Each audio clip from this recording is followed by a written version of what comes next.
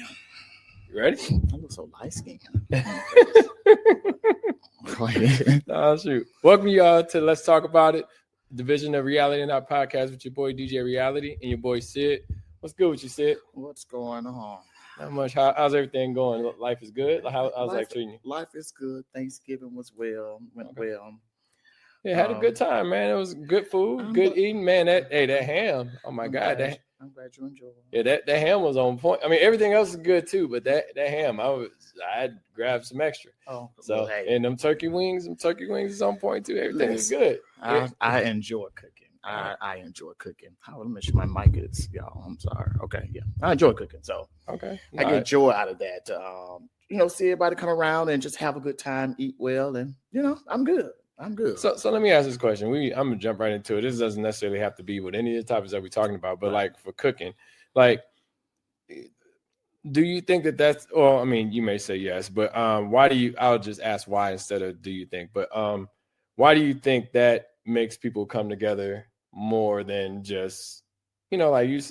I would rather, like, if you say, hey, it's funny. My cousin, he lives out in Dallas, Georgia. Okay, and he'll say, hey, come out to my house, I'm cooking. And I'm thinking, like, that's an hour away, but okay, I'll come just because I'm not enticed by the food, but at the same time, I feel like food brings us together at times. So it's like, well, why don't we do that? And this is where the question is coming in. Why don't we do that more? Like, why don't we just say, hey, look, I'm cooking, Sid, why don't you fall through what you got going on? And not just me and you, but I'm just saying people in general. So. Well, I think I'm more so, or the why as to why I'll cook and I like folk to come over, because every Thanksgiving, oftentimes I stay home just because there may be someone in my community or someone that again may be here by themselves, like families, long distance, they can't travel, things of that nature, and I want them to feel like family, like come eat. So I always ask, hey, you going home? I'm like, no, I'm cooking. Come by. Because I want them to have them get up on that morning and like, hey, I'm at least around some folk that love me, and share the love. That's why I do what I do. No, but I'm saying, like, why don't we do that more? Like, what, why don't we say December 4th, hey, show up to the house, I'm cooking. Is it because of, like, I put, like, I say that as in, I remember going to my grandma's house when I was younger. Right. And it was always something she cooked. It wasn't right. It was always something on the stove. It wasn't and she didn't even know if I was coming over or not. She didn't know who was coming over out of her 7 kids, but it was always food. And it's like, why hasn't that translated into us? 'Cause I know for me personally, I'm like, I don't like people in my house, but I'm okay with, breaking bread with other people as well. Like it's kind of like if we plan it out, we say, hey, look, we're gonna do this potluck style, whatever, because I've done Friendsgivings, I've done all of these things, but it's like, well, why does it have to be a holiday to be celebrated? Well, to your point, again, most don't like folk in their homes. Most are just lazy. Most just don't want to cook. It's like, I don't feel like cooking. It's not something that folk just really get out and say, you know what, I'm going to cook every night. Well, I'm cook 5 days a week. Or I'm going to cook on this special, this special day. Just say, hey, y'all, I put some ribs on the grill, something of that nature, Okay. People just not doing that anymore. Okay. Now look, it used to, like my uncle be like, yeah, I'm barbecuing. Right. And we all just go over there. My grandma, like, of course the holidays, but it was always like something on the stove. Or my Aunt Rosie just start cooking. Like when I get to, like, if I come to the house, she's like, oh, let me go ahead and fix some hot water cornbread real quick. And, but it's just like, that hasn't translated into our generation. Nah, you should start. Huh? It should start with you. No, so let me reverse that on you and tell you the reason why I don't do it. And me personally, not even just because I don't like people in my house, but I don't like the fact that other people don't do it. Like, I'll give you a prime example. I had somebody, I used to do kickbacks at the house and stuff like that. Right. And I remember one time I did a kickback and, I noticed, I was like, man, it's like, it takes a lot of people, like people don't like to leave. You know what I'm saying? And I'm like, okay, I'm ready to go to bed. I'm sleepy. I'm tired, wherever. But then I remember this chick, she was like, well, why don't you do another kickback? I was like, why don't you do a kickback? Have people in your house. You have a apartment, nice place, da da da. Why can't you have one? It was like, well, people like going to your. I was like, what does my house got to do with it? Like, we can all break bread. You can go. We go to your house. We go. You can do something this weekend. I could do something this weekend. You could do something this weekend, and that's when it's dope. But I don't want to do something in my house every single time to get y'all out because I'm okay with eating by myself. Now, it's the cleaning up for me. I think hosting often, just like going home now, cleaning up from after Thanksgiving. Mm-hmm. I'm dreading it. However, it has to be done. Mm-hmm.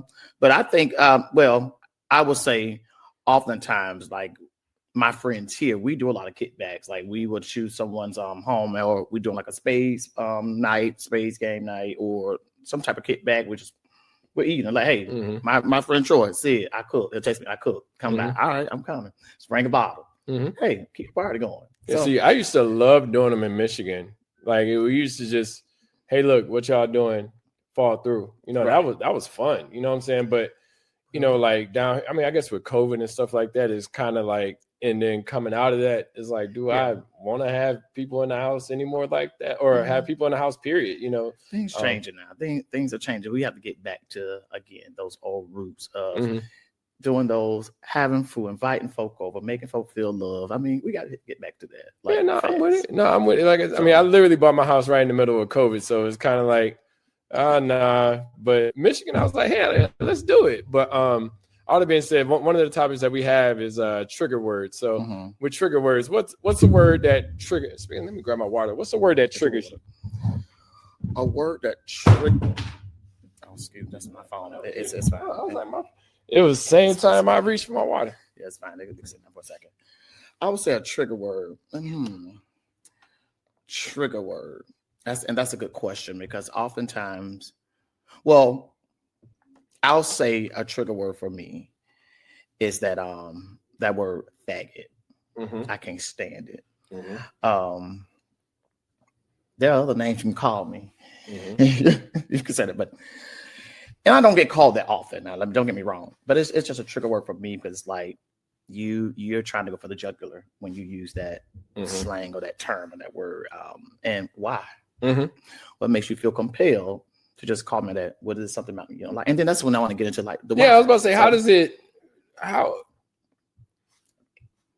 it come up? Like, is it coming up out of angst? Is it coming up out of like bad energy? Like you could say, I would say bad energy because you could say some people will see you and just by the look of you, mm-hmm. Depending upon how they were raised or brought up or what have you, and that's what they want to say. That's their word to try to tear you down or what have you. But when they see it doesn't work, it's almost like the word nigga mm-hmm. that white folk use.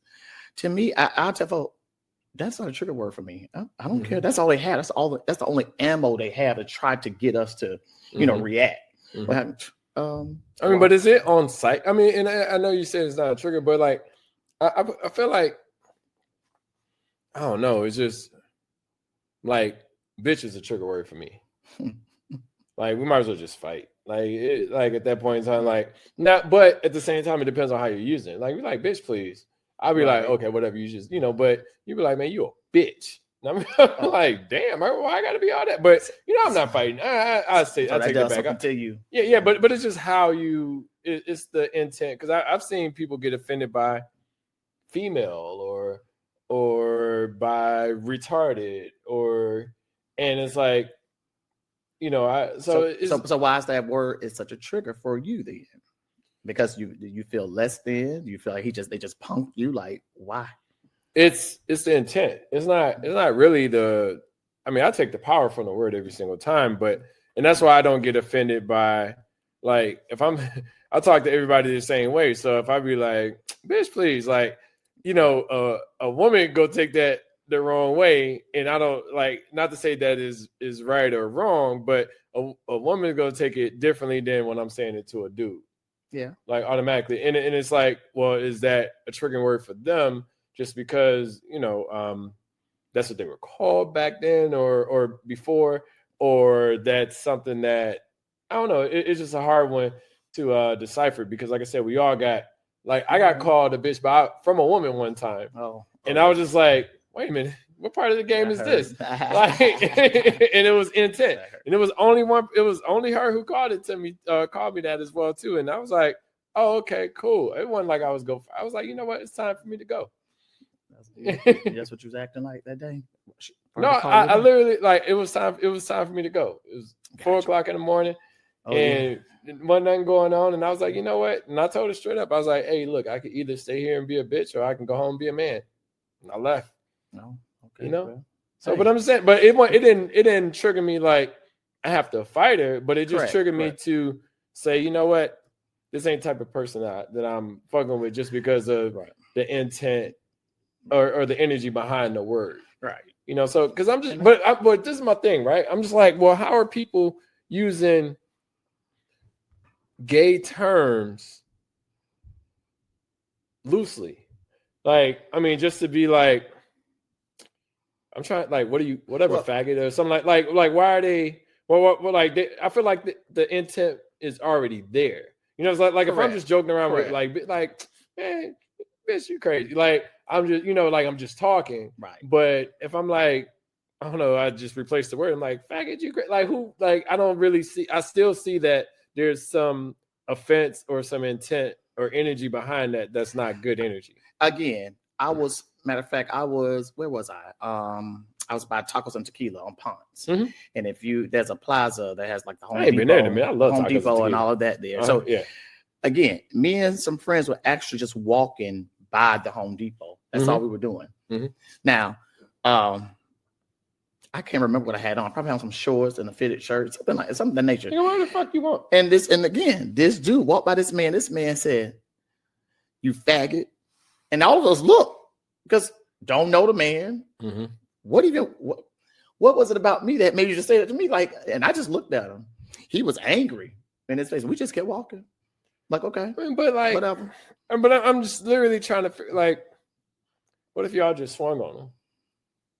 It's not even in me to swing on him. Now, my friends that wanted to, and I was just like, it's not worth it. We out there in Ponce City Market. People are watching. People are no, it's not worth it. It was a word. Love to see that. It was that fight going. It was a word, and he said it. But again, I guess it really didn't have that, like I said, that power because he just said it was so random. Like, okay, you don't like what I got on. You don't like. Okay, we just looking. I kept walking. Okay, cool. That's how you feel. Hey, y'all, let's keep going. I see. I never understood that. And I say that as in, I mean, we've alluded to this before, but it's like, I don't have to call you out of your sexuality. I think that's just stupid. Like are you like if it's a like you're calling me out based off of my demeanor or my appearance, right? And it's like that's some fuck shit. Like I'm just saying, like, you not the holiest of holy or anything like that, but at the same time, it's like I'm not gonna be like what up, gay Sid? Like I'm like what up, Sid? Like, what's going on? First of all, I'm not even bothered. I'm not bothering you. Like I say, what makes you or what compels you to say anything to someone that said nothing, that haven't said anything to you? That's not even bothering. Hell, I won't even look at his way. I get offended if you call like what up, straight shine. I'm like, what the fuck does that mean? and see, that's just something I wouldn't say. No, but I'm saying like, why would anyone say not that in particular, but why somebody would say, hey, faggot, hey, queer, and now so I look at it like this. I feel like some of it was something about me that triggered him, for him to come out his mouth to even call me that. And what was that? I don't know because I don't know him. But so okay, so with that word in general, like, do you like when it was? Because it used to be used in music a lot. Did you find it offensive when it was used within the music? Well, any type of vulgar music, I really don't listen to. Okay. Even they're calling gays outside the name, women outside the name. I don't listen to that crap. Okay. I'm a gospel, old school R&B type guy. All that cursing, that extra do, I just don't listen. It's just not my thing. It does nothing for me. It just does nothing for me. So I don't listen to it. Okay. No, I've always wondered because, you know, it was, I mean, I remember with Lil Wayne on some faggot bullshit calling Dennis Rodman on, what's the name of that? A Millie. And I was like, man, like, because the word, as time grew on, the word definitely used, I mean, like, well, you go further back, it used to be like loosely used. And what Jay-Z said, you the fag model from Carl Kanai Esco ads. It was, or even and I didn't necessarily find it offensive, but I see how it could be because, like I said, I'm not offended by something that I'm not. Right. I can find it offensive for others, but not for like I'm not offended. But Eddie Murphy on Delirious, when he was like, what did he say? He said it was just a faggot. He was talking about a cop car going by, and he's like talking about it was a gay cop. He said instead of the police officer having a siren, said it was a faggot on top of the car. You know what I'm saying? So it's like, but you get the entertainment out of it, but it's about the intent, if that makes sense. Correct. So it's just like but I didn't necessarily find the entertainment part coming from music. It was being used as offensive. Correct. So I always try to find the balance between the two, and I don't know. It's up to you if you're gonna listen to that type of music, if it's spewing all of that, hate or not. And that, again, I'm just one person, never chose to indulge or listen to that music. So all the Lil Wayne, all that stuff, I don't listen to music, and I'm okay with that. Not saying they don't make good music. You just don't indulge, and that's fine. And so let me ask you this: you had mentioned a topic earlier, which I thought was great.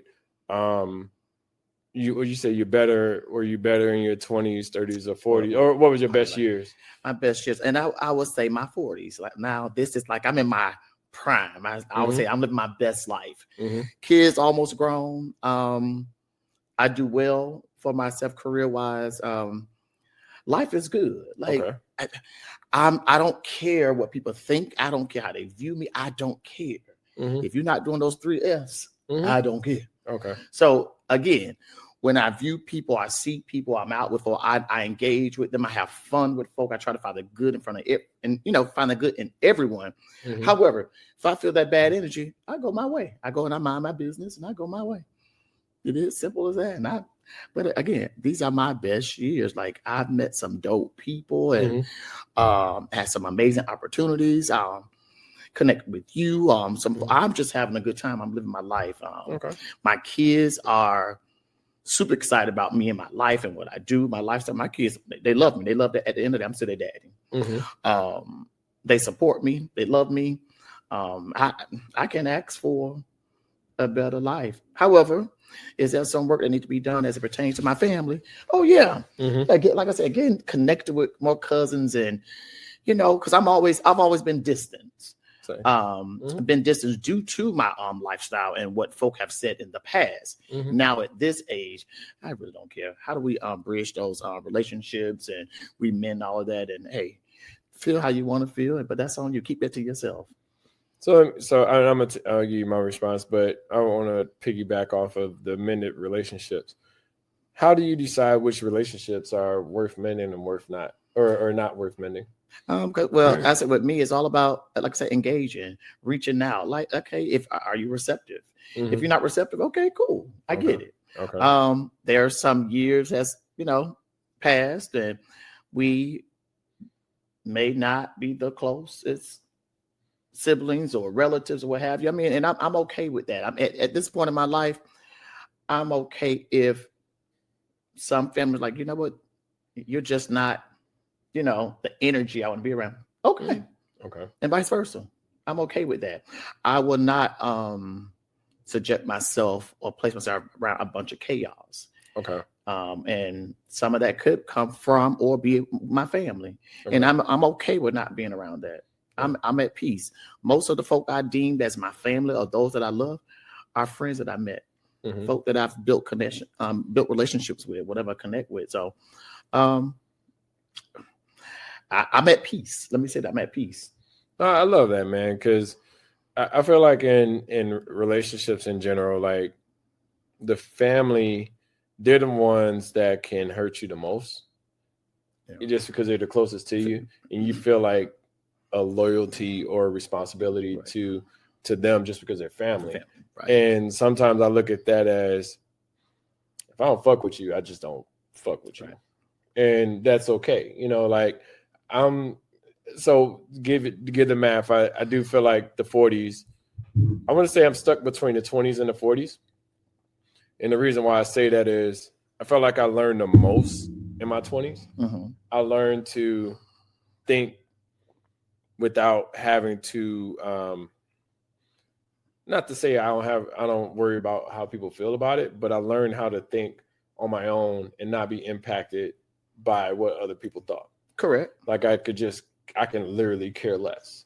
But then in the 40s, I feel like I started to figure it out.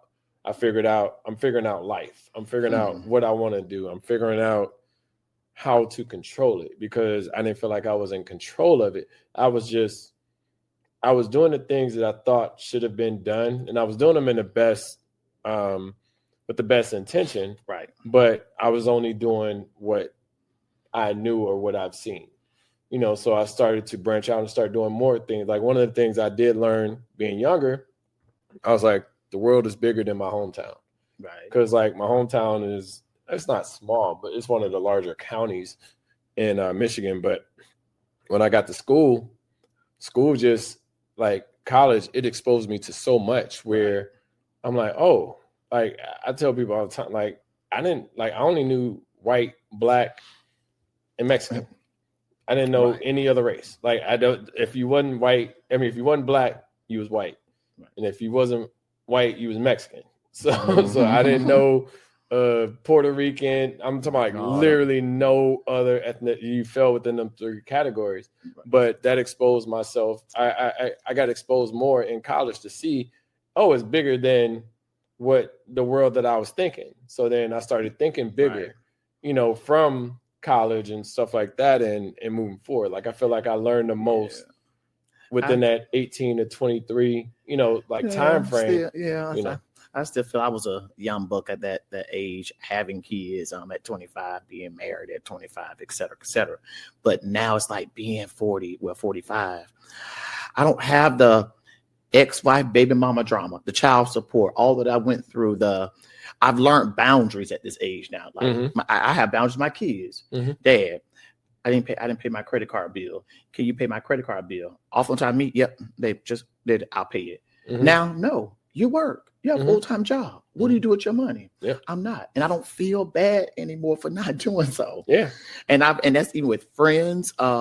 If I go to your home and there's any type of disrespect, I know I could leave. That's why I always drive my own vehicle. Because if I need to leave and tell you off in your house, I'm going to tell you off and I'm going to leave your house. I'm getting my car and I'm going to go.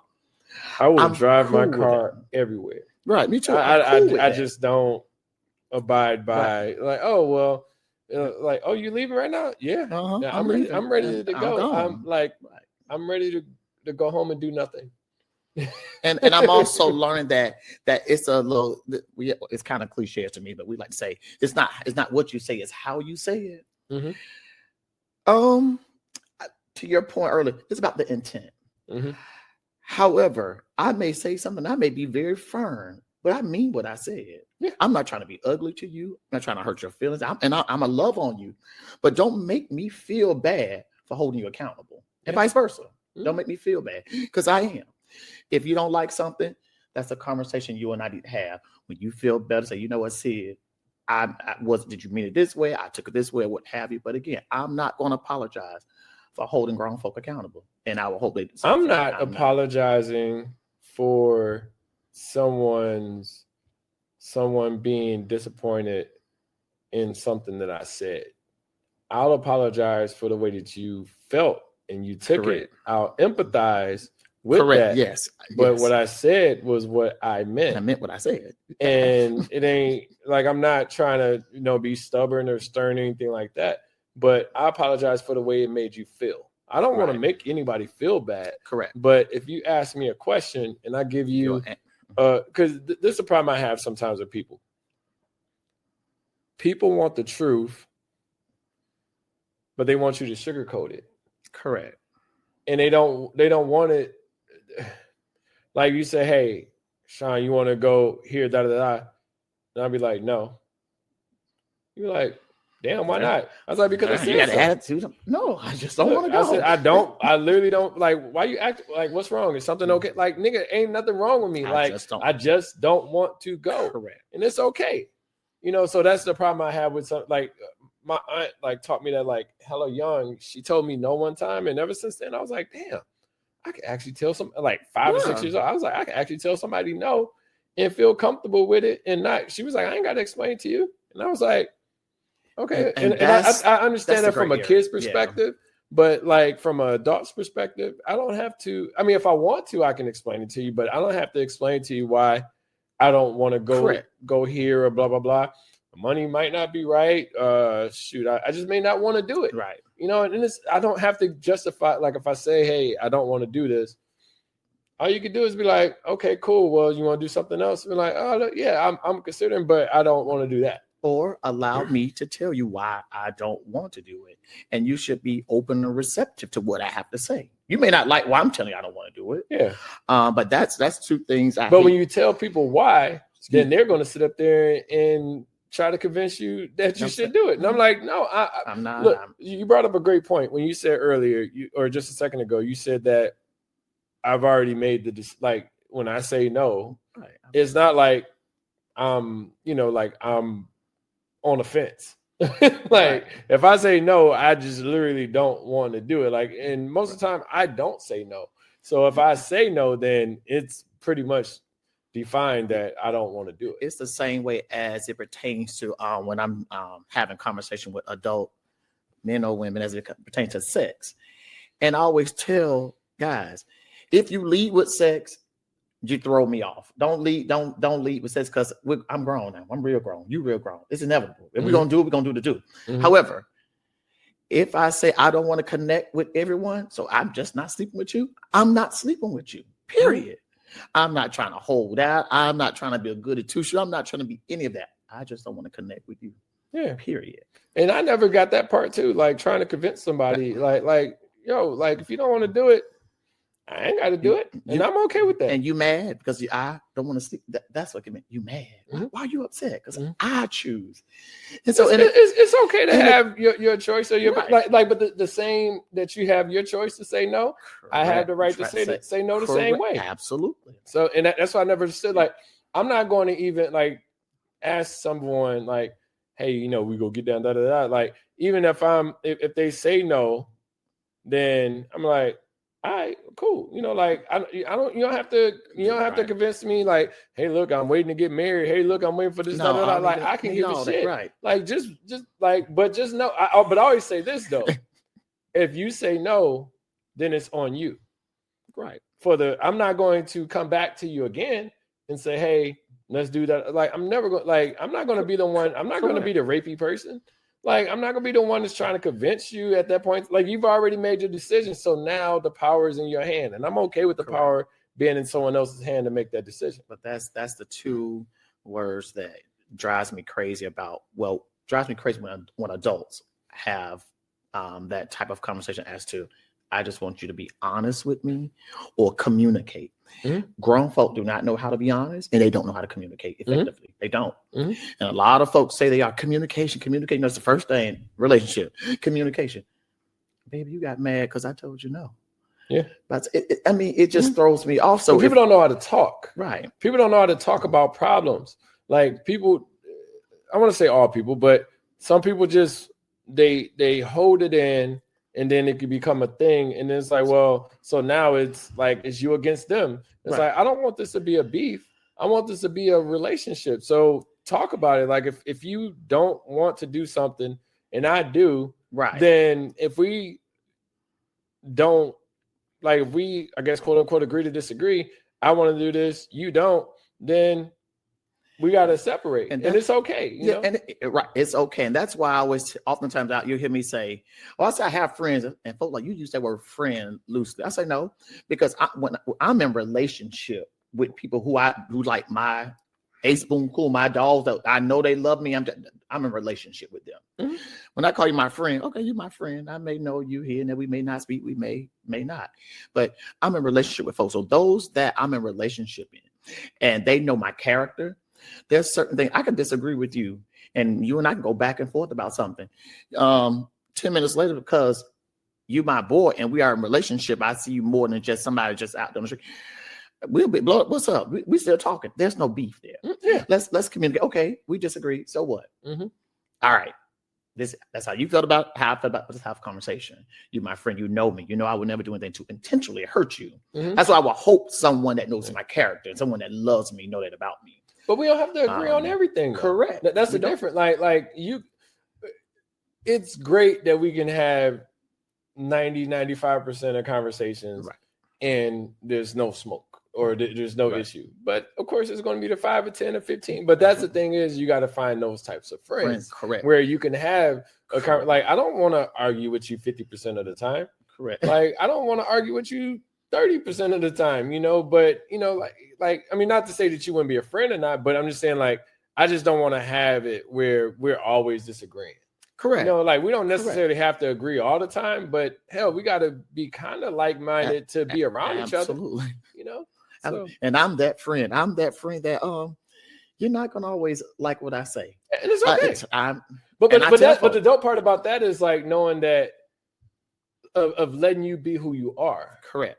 And like I said, I'm not trying to change you or anything like that. And that's the problem. I feel like sometimes I would say when I say relationships, I'm speaking like not just intimate relationships, but I'm saying friendships, all that stuff in general.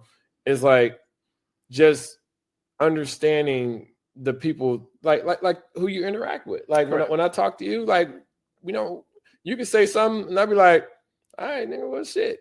Cool. It's how you feel. Like I'm not gonna try to change you, but the problem is sometimes people try to change the people to be like almost like a groupthink mentality that we all must be in the same. I remember one time I was at a cabin trip and they were going to a wine. I might have mentioned this, I can't remember, but they were going to a wine, not a vineyard, but like a what do you call it? A winery, whatever. Mm-hmm. But with them going to the winery, I was like, well, he was like, hey, you going to the winery? I was like, no, I'm just go chill in the cabin. I'm cool. And then come to find out it was like, oh, he's acting funny because he don't want to go to the winery. I was like, no, I was like, I just didn't want to go. You know what I'm saying? And I mean, of course, there could have been some other element. I mean, that was, when I was starting to have neck issues and stuff like that. Right. So like, I was just chilling, you know what I'm saying? But the automatic assumption was he didn't want to go because I was like, no, I was like, yo, some of y'all booed up. Like I'm here chilling at the cabin. I'm cool. Right. Look, I'm cool with just, like I brought liquor to the cabin, it's like one of the Tennessee lodges or whatever. Right. I brought liquor to the cabin, got the hot tub. I'm chilling, like I don't need to go somewhere else I'm saying me personally, like I didn't have to go anywhere else to experience y'all. Y'all go come back. We go hang out. We go play some card games or whatever and keep it moving. And you know what? Like it's like my good friend, my Betsy, Darrell. Darrell has been several times he had to hold me accountable, check me on some things because when I'm drinking alcohol or when I'm under the influence, I think I'm Incredible Hulk. Can't whoop nobody, but I think I'm Incredible Hulk. Okay. In other words, are you Incredible Hulk with the words or are you Incredible Hulk with the hands? I'm Incredible Hulk with the words. I would tell you also like if that's why I don't like to have deep conversations when I'm intoxicated. Because it comes out. It's gonna come out. If you think I'm put it all out there, now you're gonna think about I'm trying to embarrass you or what have you. And I had to watch that because that was not my intent. However, I got next day say, what we talk about? What happened? And I didn't like that. I didn't like how it made people feel when I got. You didn't like how honest you were? No. I'm not saying because I like being honest. At the time, I didn't know what all I was saying because I got up next day like, ooh. What did I say? Did I say that? And that's my bad. Now I said something foul one time. I did. It was the truth though. I would tell the truth. No, that's cool. It wasn't a time or the place. Look, I said something foul one time. Like I remember I was back in Michigan, and we were like we was at my boy's crib. And mind you, I was twisted out of my mind. And I asked somebody, like I was playing spades, and I asked this woman. She was in the kitchen. I was like, "Hey, can you grab me a drink since you're already in there?" Blah blah blah. She's like, why don't you ask your girl? And I was like, was like, I do not remember this to this day, but I was like, that's the bitch I don't claim. And I did not look, and I heard about it the next day, and I'm like, what I do, and that ain't even how I normally even talk. Correct. But that's what came out of that. That's why I'm learning. I did apologize, yes. but I didn't remember. I didn't even remember saying it. Yeah, me neither. I'm learning that. So my friend Jarrett is always like, no, he's like, friend, you can't be telling folk, your truth or what have at that moment because you're intoxicated and you say a lot of stuff and they're like, it may be true, but you offending folk. And I was like, huh? I think people want that though. I was so now think about it like this: whenever you go to places or whenever you out, blah blah blah, people are like, oh, look, let's get the next drink. Let's get the next. So I feel like you're encouraging. Correct. The Incredible Hulk to come out. Correct. So, I don't, not to say it's right or I mean, of what you said or what you could have said, but I feel like I want to say the blame is on them because I mean it's you who said it, but I feel like you egg this on to come out because you know how I am when I drink. And let me correct something. Oh, let's get some drinks. Right. Let's get another shot. Correct that. Oh shoot, let's it is how when I drink, and I'll say this. When I'm sober, and I tell anyone this, has nothing to do with anyone. When I'm sober, I'm just a conservative type guy. Mm-hmm.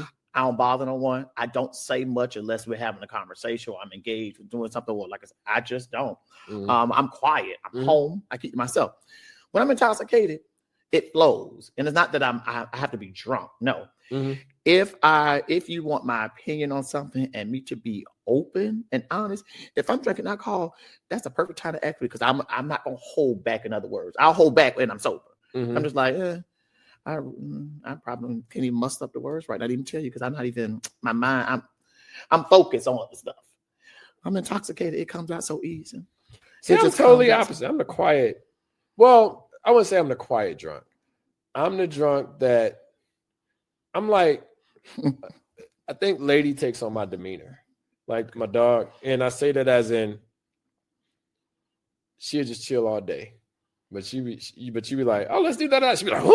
She's like ready to go. So with the liquor, I'm like, oh, it's party time. It's like, let's get in. So I'm that kind of drunk, but then I'll eventually find a chair and go to sleep. It's almost like when people talk about like peer pressure, what have you. And one thing I've learned about myself through my years of life, no one can never peer pressure me into drugs, sex, nothing that I don't want to do. Mm-hmm. You just and sometimes it baffles my mind when I see that some folk are just so easily influenced. Mm-hmm. And then they get on drugs. And I'm not judging anyone. I'm just saying, like me. You could judge them. I mean, some people just do whatever, and then blame it on like the liquor and da da da. I'm not blaming on liquor. No, I did or said what I wanted to say, and I meant it. Like every word I said. It might not came out the right way, but I meant it. You know what I'm saying? When I said that's the bitch she was the one I didn't claim. Like, and I didn't say it the right way, but normally if I was sober, I would have been like, can you just ask to give me a drink? I just want to drink. So I'm learning, like I said, I'm learning boundaries and all that. So these have been some good years, and I'm still learning, yet learning how to connect with individuals again when we don't get along or we disagree or they may not understand something. Or I may not understand. I go back, help me understand, explain why. Like I don't understand, so I want to know. Tell me more. So I'm comfortable with having a conversation with people. I love having conversation with men. Heterosexual or gay men. I like having a conversation because I see where we are, and especially Black men, where are we in life? I mean, why can't we walk by each other and look at each other and at least nod our head or what's up or whatever without you just walking by me like you don't see me? You black man, throw your head or say something, acknowledge me. I'm acknowledge you. Give me the peace sign. Like talk to me. And so I'm more open because again, that was years that I was afraid to be around men. Like so when it comes to my lifestyle or how can I say this? As it pertains to my femininity, I have to tell folk I'm not gay because I'm feminine, if that makes sense. That has nothing to do with it. Yeah. I'm feminine because, again, I being molested, I felt safe around my sisters or women. Mm-hmm. And that's what you gravitate and not gravitate to. Right. Yeah. So I gravitate to. So I used to be so like I didn't want to be in a room with men. Mm-hmm. And they think somebody want them to know. I didn't want to be around in the room with men anyways. Mm-hmm. However, now at this age, that trauma I've done to work, mm-hmm. that's not a trauma in my life anymore. I could, what's up, man? You're like, I don't care who you are. I'm open to it, and I'm yet open to have those conversations with heterosexual men or what have you to see how we can move past. Yeah, the bullshit. You know what I hate? And you just mentioned it. I hate when we were talking about people want to know the why and stuff like that. When you say no or whatever reason, right. I hate when people want you to explain, but they don't like explaining. Right. That really bothers the fuck out of me. Like, don't ask. Like, if I ask you a question, you're very short. But then, if I'm short, which I'm naturally am a short responder, I'm literally yes, no. I'll give some explanation if needed. But when you're short, it automatically puts me in my comfort zone of where I'm at. So it's like, why is that a thing where people want more information from you but don't want to give any? Mm-hmm. That bothers me the most. Like, why do you want to come over my place, but I've never been over yours? Right. Because that's your safety space, and my home is my safety space. Right. You know what I'm saying? So it's just like, it's just weird when people don't, like to open up, but yet they want you to open up all the way. And I mean, I'm talking about like this goes all the way back like years and years and years. But I think I overshare. I think that's my issue. I overshare. Again, you should. If we're having a conversation, if we got on the topic of sex, and you say, Sid, what are some things you like to do that please, whatever. I'm gonna give you the nitty gritty. I'm gonna tell you from the roots of the tutor. This is what I do. This is what I'm gonna do. In the daytime, you see me. I'm professional. I'm clean cut. Hey, how you doing? But when I'm doing my thing, I'm doing my thing. And so, don't be all surprised. Be like, you clutching your pearl. Yeah. Okay, you asked me a question. I'm sharing. But the thing is, like, say in that scenario, you ask somebody, and they'll be like, no. They'll be like, I only like missionary. Or something, like they won't give no like details, which is like crazy to me. Yeah. Let's talk about it. Like if I'm asking you a question, you want to have a conversation. Don't just ask me all the questions, and I'm the only one that's giving information. I hate that with a passion. Correct. Like, I'm asking you. You can ask me the same things, and I have no problem. But it's just like I have a problem when I say, "How you doing?" and you say hi. I'm like, nigga, I asked you how you doing. Correct. Are you not listening? Correct. Are you not paying attention? Like, I literally asked you how you doing, and you say hi or I even hate good. Like, how you doing? I'm doing all right. I like to actually hear how you're doing. Like, like I got this little thing I do when I go to a restaurant or anywhere. Like, somebody asks me how I'm doing, I'm like, terrible. And they be like, "Oh, that's good. That's great to hear." And I'm like, "Yeah, you weren't listening at all." Right. And you like, I'm pointing out to you. It's like, "Oh, well, I'm used to." I was like, "I ain't other people." Right. I'm talking to you. Like, I really want to know how you do. Like, it could be a short comment. Like, in that scenario, it could be like if I'm going to a restaurant, like I'm talking to a not a waitress or whoever. I mean, it could be a good or blah blah blah. But I don't expect the full. Hey, look, my day going bad. My manager's getting on my nerves. Anything like. But at the same time, don't just bypass what I just said. Like, you asked me how am I doing. I'm like, if you ask me the question, like, I expect you to want to hear my answer instead of just shooting the breeze. I'm learning how to give people eye contact now. I was one to always shy away from like looking you in your face because, again, I just sometimes, I've experienced some folks took that out of contact because I'm looking at you. Why you? No, I want you. I'm just, or maybe I'm just looking at you. I don't know. Like, I'm telling you. So I was like, I'll look away or what have you. But I'm learning. See, I see it as a respect thing. Honestly, 40s, I'm telling you, I'm learning the things that I should have already known. You thought I would do. I would know. Hey, it's a breeze now. I'm like, all right, cool. How you doing? Like, I'm like you. I'm gonna talk. Yeah. I am a talker, but I do. But I just see it as a respect thing. I'm talking to you. Like, I mean, we talking on the podcast, so sometimes I look towards the camera. Most of the time I'm looking at you, telling you, like, what's up? Like, it's just a respect thing for me, you know. But a lot of people don't like to look people in the eyes. Like, they don't. Like, a lot of people feel like, well, a lot of people, I want to say a lot of people. I always like to try not to put everybody all in a bucket. Yeah. But I say some people almost like be ready to fight. Like, what you looking at? Right. I'm like, yo, I'm just, you know, just even like you say, walking down the street saying what's up. Like, it ain't because I ain't trying to holler at you and nothing. I'm just trying to say what's up. I hate the stares. I get folks just stare at me, just look. And then I always say, if you gonna stare, at least say what's up, throw your head, say something. Yeah. You're just looking. Mm-hmm. And I'm like, so I just like, you know what? My people. That's all I can say. Yeah. You know what though? I will say that it's outside of our culture as well, but it's just we identify more with the people that we're around. But I mean, I've seen the worst part is when people look at you like in the corporate world and your ass is on the chopping block or your ass is like you know, about to have an issue with this person or you about to have a meeting that's about to be uncomfortable. You know what I'm saying? It's just all of the things that, you know, like those are the type of people that are smiling in your face. Like at least, you know, not to say that you know that it's smoke with black folks, but at least you know, like you look at somebody be like, oh, well, shoot, maybe because they, I don't know. It'd be weird to I'd rather for you to be that one that stabbed me in my back, talk about me behind my back, and I found out I want to know that. I want to know that's who you are to me. And guess what? I'm gonna accept that. All right, cool. I see you. Yeah. Talk about it. It makes me pay attention. It's the ones that I think you love me.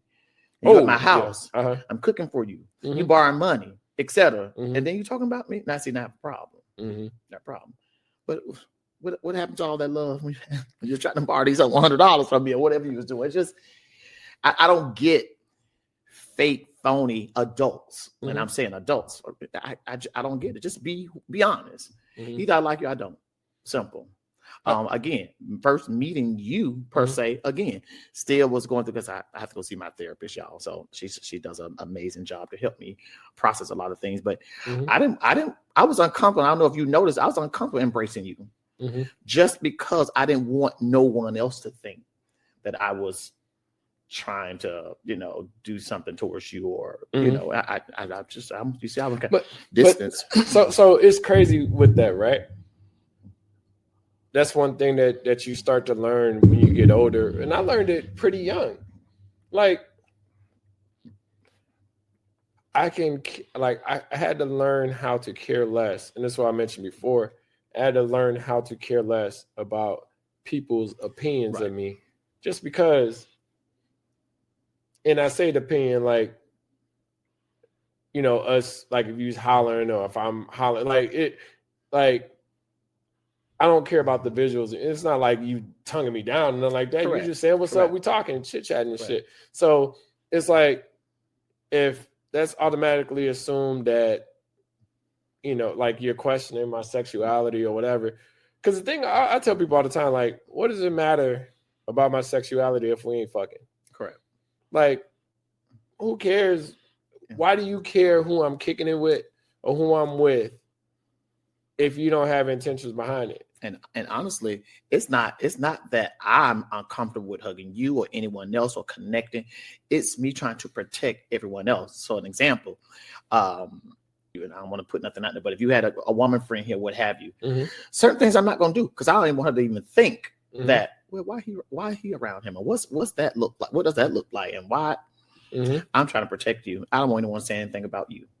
So I won't do it. I'm like that with anyone around certain folk. I always say it's a time and a place for everything. And I tell people all the time, if you catch me out there, the Bulldogs, what have you, you may see me with some of them little old shorts on, tight fitted shirt, what have you. You're gonna see that Sydney. However, if you see me home, my children, what have you, I got on a wife beater, Jordan shorts, like I'm daddy. I could turn it on and turn it off. But at the same time, I'm always trying to protect others. I don't want my friends or your homeboys come here that have not met me. I don't want them thinking that, oh, well, why he has Sid around?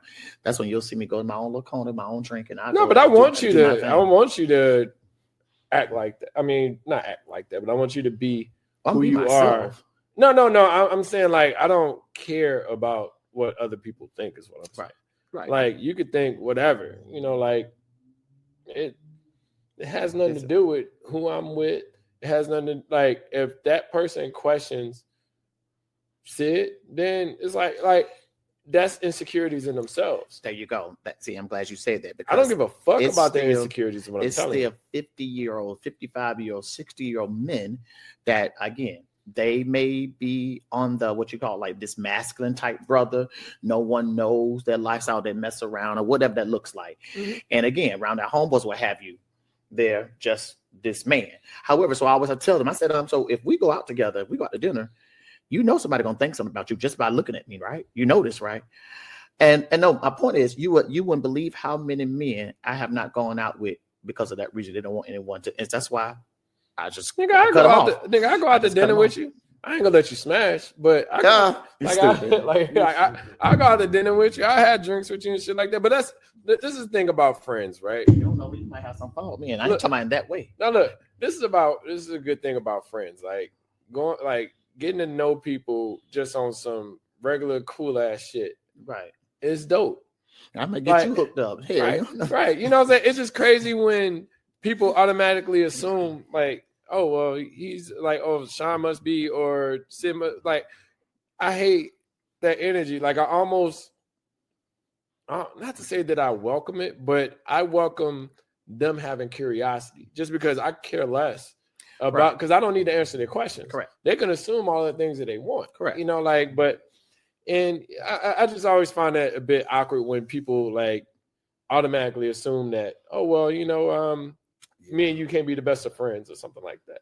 And that shit is just stupid to me. Like I said, I'm not trying to change the world or anything like that. But at the same time, I feel like when you can, as everybody can change something, you know what I'm saying? I don't necessarily have to change everybody's opinion, but at the same time, like that doesn't mean that we can't be good friends because of other people's opinion. Like fuck their opinion. So that was my point. Circling back to the question you asked about what I'm enjoying my 40s. All of that I said, that's my point. In my 40s now, I'm not so concerned about these older men that don't want to hang out with me because of what I look like or what have you, or what people would think on our side. So it's like I know how to deal with you. I don't have to deal with you at all. I'll move on, and it's okay. That's you have insecurity, not me. So I'm going to continue to live my life. I'm continuing to do what I do. So I tell folk all the time, yeah, I'm still out here seeking love, but there's someone out there for me somewhere. I'm looking for them. They looking for me. We just haven't connected yet because I'm at peace in my life. I know what I want. And your trauma and your insecurities doesn't work for me. And that's okay. That's what you do. Yes, what you did to handle. And I'm not going to bash you or what have you. You just, you may need to go see someone. Go sit on the couch and talk to someone as well. People won't do it. So yeah, so I'm therapy is huge. Yes, it is. Like if you need it, or I feel like everybody should do therapy. But I mean, there's different levels to the shit. I mean, some people out here crazy. You know what I'm saying? Yes, but I think, like I said, I think it's levels to the shit. But you just have to care for yourself and care that. I had a question one time, and it was asking me like, it asked me, was I an advocate or was I what is it? So was I a part of the community or was I an advocate? Or ally. Ally, that was the word I'm looking for. Or was I a part of the community or was I ally? And I said, well, I was like, I'm an ally, but like you with those two choices, like, what are you? And it was like, well, I don't feel comfortable with saying, I'm one or the other. I was like, so, well, they had said I'm not a part of the community, but I don't feel comfortable saying I'm an ally. And I was like, well, what's your definition? I was like, my definition of an ally is being receptive of things that people have, that has impacted people in the past and trying to make things better and trying to be someone that you can go to or confide in or whatever the case may be. And that person doesn't have to be, they can be who they are around me, And but the question, I was like, wait a minute. So, I mean, I felt like you either got to be like, you either got to be one or the other, or you hate. Like, because, like, not just to the gay community am I an ally. I feel like I'm an ally for livelihood in general, but I'm an ally specifically for the LGBTQ community, just because I know the things that that the community has dealt with. So it just felt awkward to say, well, I don't feel like I don't feel like I'm an ally. And I was like, well, what do you consider ally? And they couldn't really give a clearly defined answer. And again, this is why we're going to continue to have this conversation as it comes to heterosexual, homosexual, what have you. Lesbian women can't really have that conversation with cis women, like they like to say, women, just because of, we get on this, I can't be this, I can't be an ally, I don't want to talk about that, I feel comfortable. No, listen, allow folk that space. Have a conversation. You may learn something. Have a conversation. You may really learn something. But do you, maybe I'm thinking about this one-sided, but do you hate the fact that someone's a part of the community in that scenario? Because like I said, I'm only seeing 3 different responses. I'm only like, I don't really, you're either, I mean, of course it can be a bit, the lines could be blurred, but the way I was catching it was that since they weren't a part of the community and an ally, then you're not an ally. Because the ally, I think, is defined pretty straightforward. I don't really think that if you say I'm not an ally, that means you're against it. That's how I just automatically see it. Like I said, I could be wrong. I don't know. I wouldn't necessarily say that. Like for instance, like my mom. I tell anyone this. I'm one of those sons that my mom don't have to like my lifestyle. She don't have to put up with it. She doesn't have to be around it. She don't have to deal with it. She does not have to do that. I do not put that pressure on her at all. I will not. Now, my mom said, "You my son, I love you."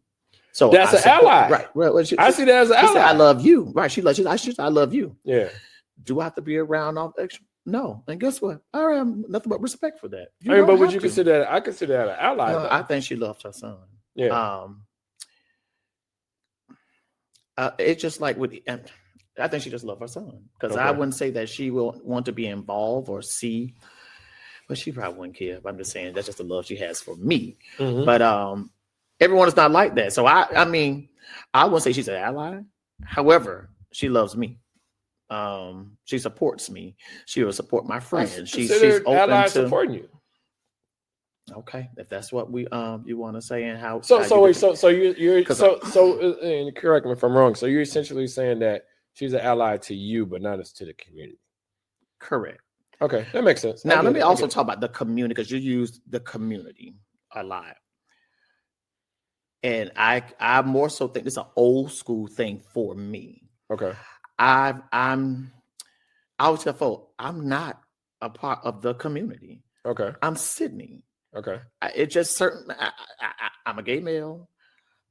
I live my life. I do my thing, but it's just certain things. It just. I'm just. No. You. I don't.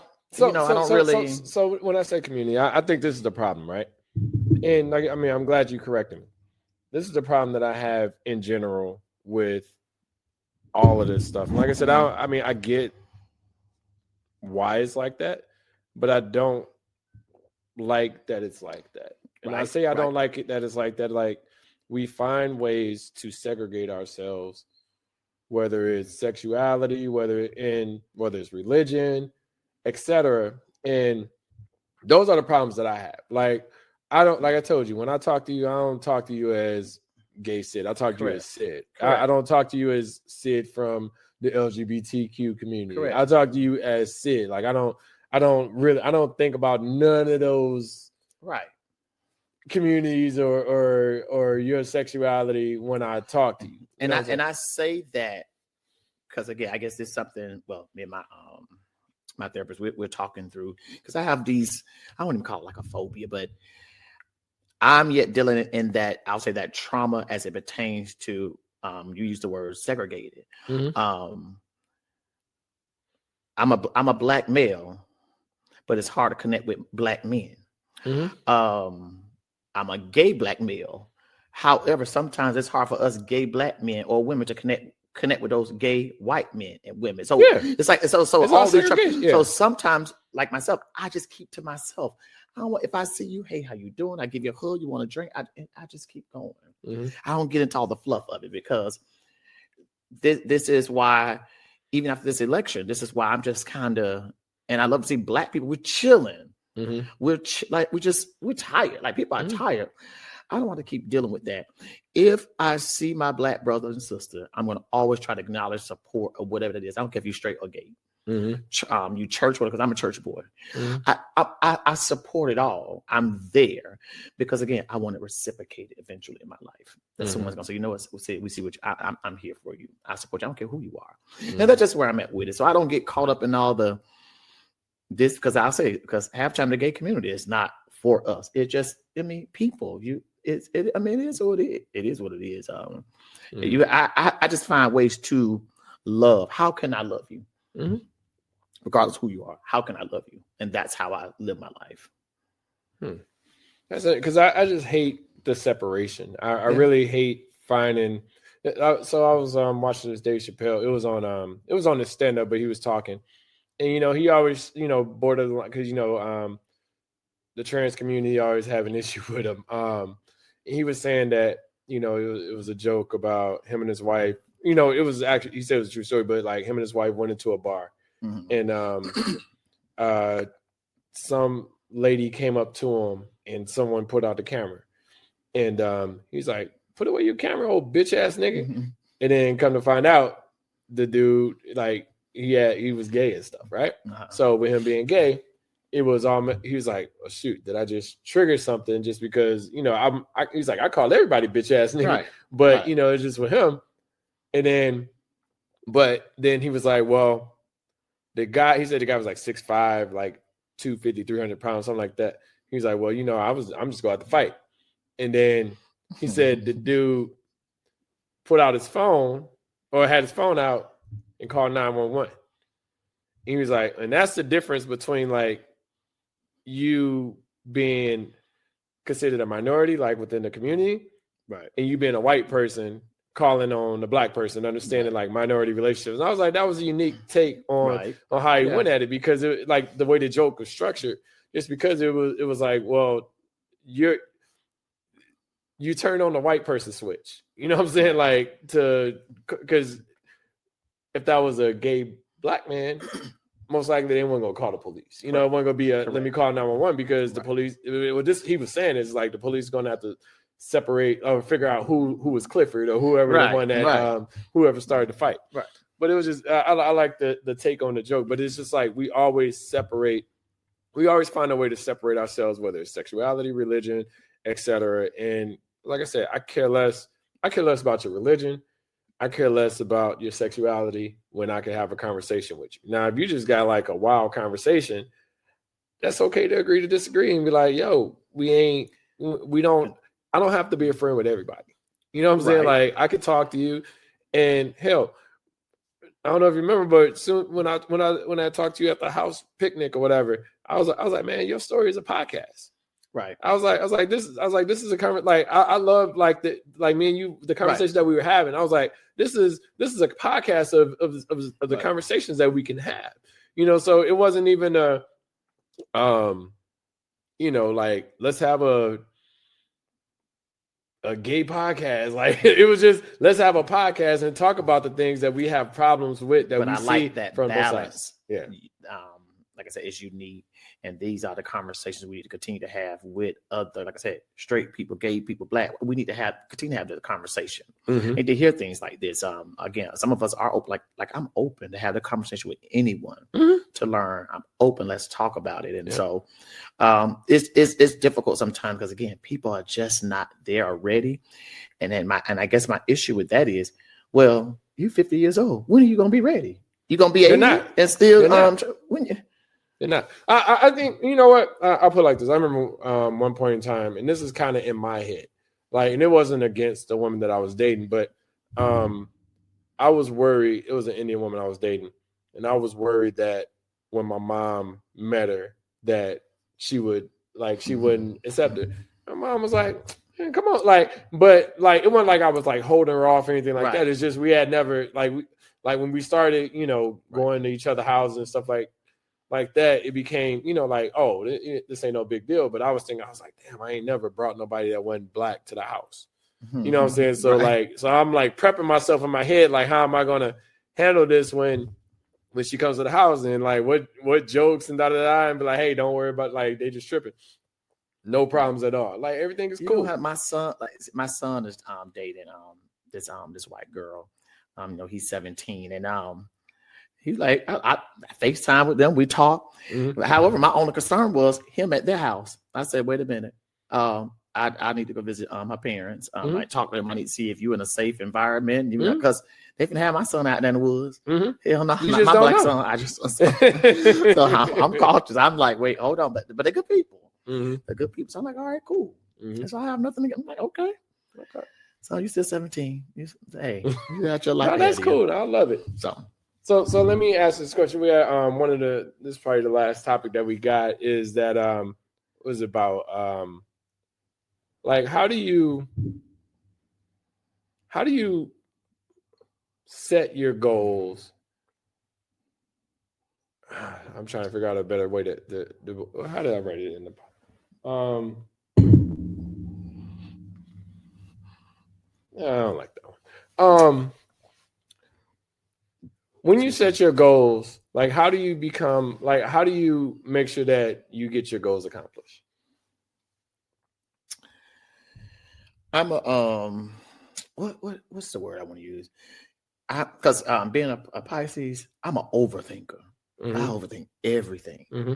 And so again, I'm learning those boundaries to say, okay, see, me, I have to write stuff down. I mean, like I was one that never used a calendar, that never used my notes, never.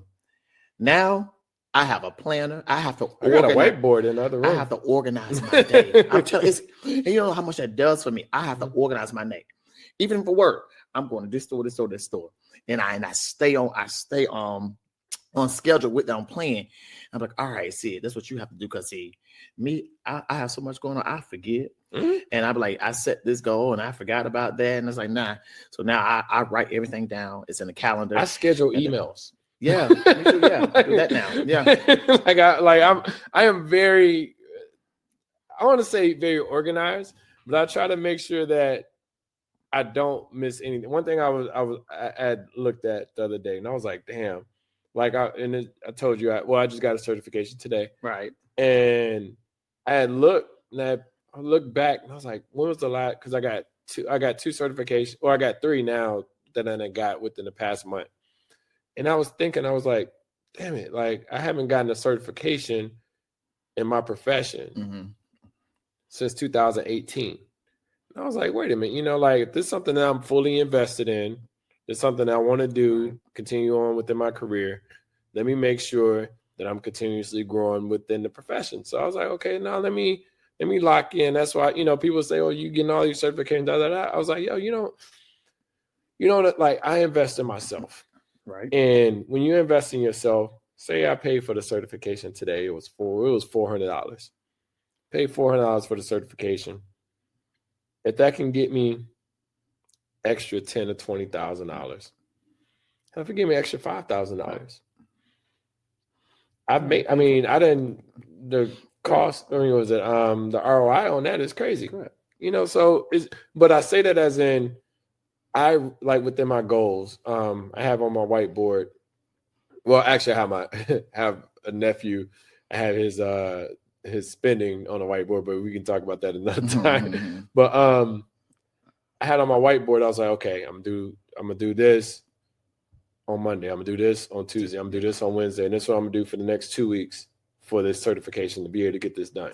Right. And I have to plan it out. Like those more so short term, but even the long term ones, I had on the other side of the whiteboard is like, hey, I want to make $500,000 a year by 2027. I want to do all of these things. I want to do is 2 events. I think I told you about the events, but it's like 2 events I want to plan for next year and stuff like that. It's like if I put it out there in the world, it's going to happen. Oh, absolutely. It has not been one thing that I said that I was going to do that I didn't do. Correct. You know, and that's just how whenever I set up a goal, I'd look at, so like even with the $500,000 one, I was like, okay, how do I get there? Like that's a question mark after. Right. So now I got to figure out how to get there. You know, once I'm able to figure it out, I'll get it. You know, it doesn't necessarily, like if I say I want $500,000, I get 400,000. I'm doing all right. You know, I'm doing all right for myself, you know. That's pretty much me. I always set out to say I'm going to do this, and I accomplish it. I do it. Mm-hmm. I'm serious. Like now, my financial advisor was like, see, we got to cut some credit card debt. So we went down all my credit cards, do this, do that, do this. And I said, all right, cool. That's easy. I'll get it done. Mm-hmm. Because again, I really want to be debt free. Or I just use those credit cards. My daughter, y'all just go on vacation, go on a cruise. You don't need me there. Just go. Mm-hmm. Things like that's what I do. But I don't. I'm a simple guy. It don't take much from me. Yep. I'm just chilling. Now, most folk don't think I'm simple, but I really am. If you get to know me, but no, but that's the problem. They automatically assume, right? People think like I just be having the most fun ever in life, being a whore, dude. I just be over here playing the video game, playing Donkey Kong, and be excited. Like before I took my certification this morning, I got up, set up the computer, and I went and played Donkey Kong for an hour. and then start setting up and took the certification at 6:30 this morning, passed it around like 7:30 or 8. There you go. And then I went to the gym after that. You know what I'm saying? Like I've always I set goals for myself, and I make like people. It's weird when you set your goal and it doesn't coincide with other people's goals, that your goal is almost offensive. Right. And I say that as in like my gym goals. I'm always going to go to the gym. I had neck surgery like 2 months ago, and I'm still, I'm at limited amount of weight that I can use. Right. But I'm literally going to the gym as much as I can. I'm doing yoga. I'm doing all of the things just to make sure that I don't look like some of y'all old niggas out here. Like some of y'all niggas look bad, and I don't want to look yes, bad. They do. Yes, they do. Like I'm literally trying to make sure I'm in the best shape as possible to not look like some of you niggas, because some of y'all just don't look good. And it ain't just, I don't want to just say nigga, it's some people, I saw some people during my class reunion. I'm like, damn, like what happened? You know? Go. Right. So I want to make I have my goal as far as the workouts. I have my goal as far as my certifications. My goal this year, you know, I said shit changes. Like I had on the board, I want to get 2 certifications by the end of the year. Or I had it by February. I got one, and then I didn't get the other one. Mm-hmm. Because I had started another job and stuff like that. But the way I work, or the way my head works, is I just go full turbo and like, well, fuck it. Now, like I'm looking at it, I'm like, well, shit, I'm gonna get 3 right now. So, and I'm about to get another one in like 2 or 3 weeks. You know, like, but my goal was only 2, but now I'm like, fuck it, shit. I want to have fucking 5 or 6 within a year. Nah. You know, so I'm gonna get me some gym goals one day, which I mean, I do a lot of home exercising and all that. I'll turn on a little video and anyways, but I'm not built like that. I keep this intact at 45 because you never know who's gonna see me. Yeah, I attract money, and I'm good looking for my age. Listen, people always say, you're this age and you look good for you.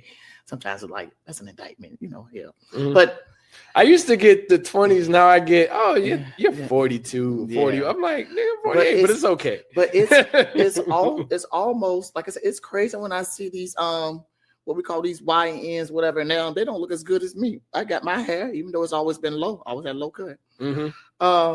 They going bald. They look older. Yeah. I'm like, what's happening? Yeah. And then they see me. No, bro, I'm old enough to be uncle. Yeah. Yeah.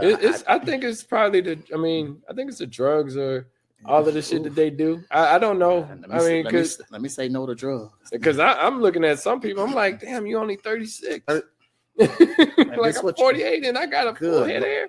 But then again, my pops ain't got no hair, so I can't say shit on that. These goal setting that you have, Mm-hmm. When we setting that goal to Are you talking about the event? What are we talking about? No, we ain't talking about no event. When you gonna have you a in-house friend, female friend, woman, my sister. Talking about like marriage? Yeah, like eventually that? as we go, that's one of the goals. We getting that one day. Yeah, no, it's written down. It's written down. How long? Yeah, it's a set goal. Don't be asking him no questions and don't be getting mad if you're listening. Look, I want kids along with that though. So I've said it. If I ever got married, kids is number one. Y'all hear that? You got to be ready. You got to be fertile. Got to have kids. He want kids. Yeah. So I'm ready for grandkids. I'm ready for grandkids. Oh shit! You are? Say that. I'm not pushing that on my daughter or my son. I'm not. Okay. However, do you think they're ready? No. I hope. Well, the one's 17. I hope they're not ready. But I'm talking about like the one that's 20. No. Sid. That Sydney is she like her daddy. She focused. Okay. You're not gonna peer pressure her to do what she doesn't want to do. Okay.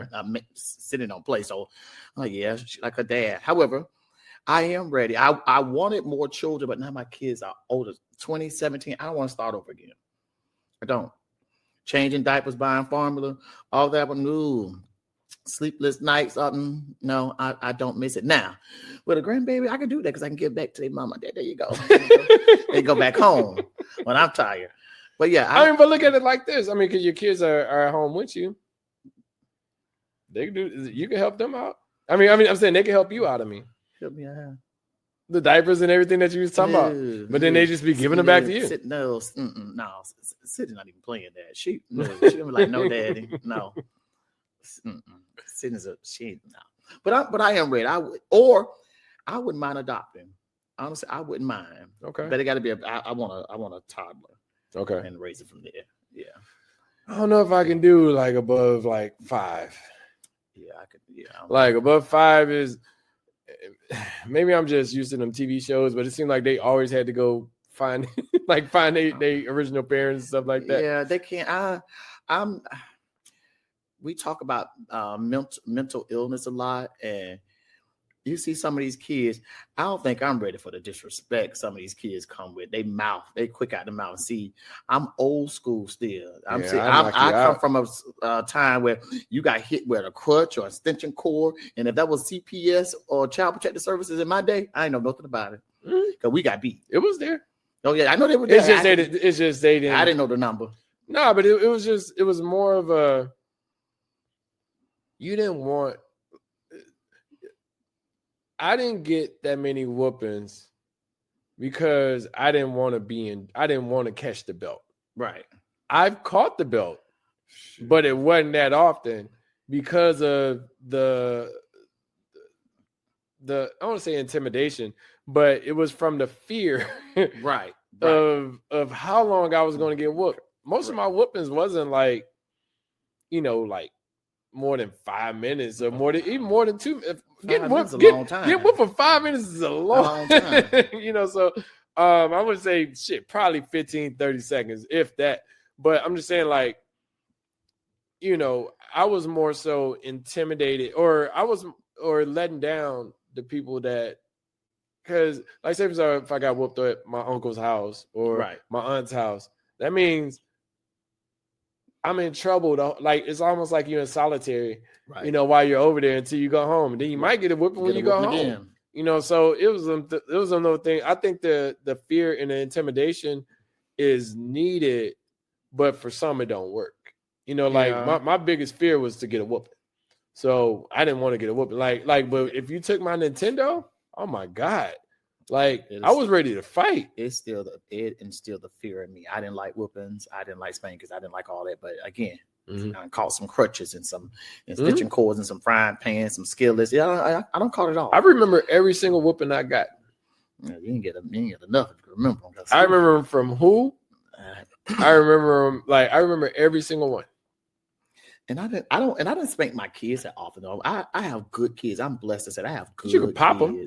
Of course. Yeah. Oh no, they get when Jonathan was what? It's almost like teaching get your hand away from the stove and then you let them touch it. It's like no, I don't want you to burn your hand. So I'm gonna smack your hand to make sure you don't touch it. Man, I thought I was going to jail one day. Jonathan, he caught that tantrum in that Walmart, showing that. Man, I snatched that little boy up, popped him so good in front of him, and I was yelling. The whole man walked him right outside, got in that car. That little boy ain't never done it again. Yeah. Never again. The fear and the intimidation is there. They won't do like I could probably whip my mom's ass right now. I'm not gonna do it. My mom is intimidating. I mean, I love her to death, but I'm saying she's intimidating. Like I didn't want to get a whooping from her, so I never did anything to warrant a whooping. And if I did, I was so sneaky about it that nobody knew. Yeah. So I got better at being the sneakiness, than actually catching the belt. Because I've learned, like me personally, reasons why I never really had to spank my kids like that. Sid and Jonathan, all I had to do was look at them. Mm-hmm. I look, they cool. They're all right, Dad, we cool. Mm-hmm. They cool. I never had that, just rebellious type. And again, hey. No, I'm not saying that. Honestly, I think some of that comes down to the parenting, though. It just like, say for instance, my great nephews, I ain't never whooped them or anything. I ain't never even yelled at them. I'm like, hey, chill out. Yeah, go over there, sit down. Yeah. Why are you yelling at your brother, Aubrey? Why are you yelling? Like I talked to him directly, and I've never had to but I'm pretty sure, I mean, I got a bunch of great nieces and nephews and shit. I'm pretty sure some of them might have to catch a belt. But now, I'm so not to say I'm so much older, but I just tell them I'll tell you, hey, look, go do this. You don't do it, I'm gonna fuck with you forever. Yeah. Even the little niggas, no, don't ask me for shit. I think now that Sydney is an adult, and again, going through her own, her life, going through life herself as a young woman, and trying to figure some things out for herself. There are times she could be frustrated or what have you, and she come out the mouth quick, and then first, who you talking to? That's my first thing. Who you talking to? Uh-huh. See, I have zero tolerance for disrespect. I don't care who it is. Mm-hmm. It could be your grandmother. Mm-hmm. If your grandmother come out her mouth, I'm gonna tell your grandmother about herself. I have zero tolerance for disrespect, and I tell people that if you want to see me getting ugly, disrespect, I have nothing for disrespect because I don't do that to anyone. Mm-hmm. I don't, and so she got it. She almost, man, I chunked a glass. I had a glass in my hand. Mm-hmm. She said, so I chunked that glass. Before you know, I blacked out for a minute. Who you talking to? So now that they are adults, I have to kind of, all right, cool. Y'all adults. I don't know how you could do that though with adults in your household. I said you. That's got to be hard. I tell her quick, go to LindenTree.com, go get your mortgage, get the hell out. I'm that parent. You can go. Yeah, because I was literally out of it at 18. Man, I was out. 16. I can return back to the house. 16, I was out. I could. It wasn't like it was a space. I want to say I wasn't welcome, but it was one of those spaces that I didn't want to go back to.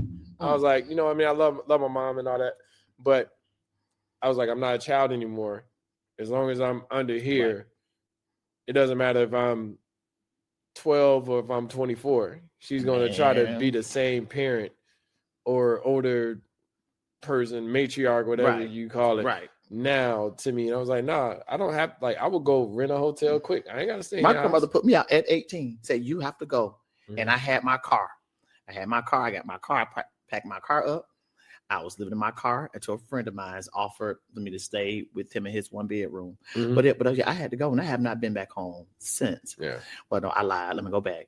I went back home. I moved here to Atlanta. I don't even know what year. I lived here for 2.5 years, and I went back home to my mom for 3 years, and I can't move back. Mm-hmm. But all those years, I didn't go back home. Mm-hmm. I figured it out. That's why I don't mind being on my own. Mm-hmm. I do my thing. I don't want nobody to bother me. Yeah. And them kids not gonna bother me either. Mm-hmm. Yeah. Oh, but anyway, that's funny. Cool.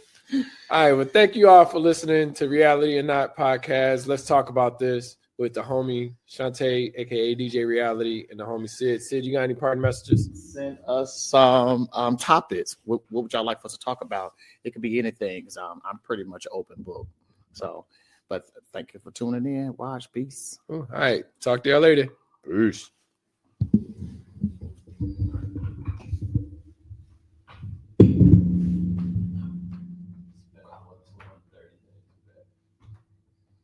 Kept in time. sport. Because I told you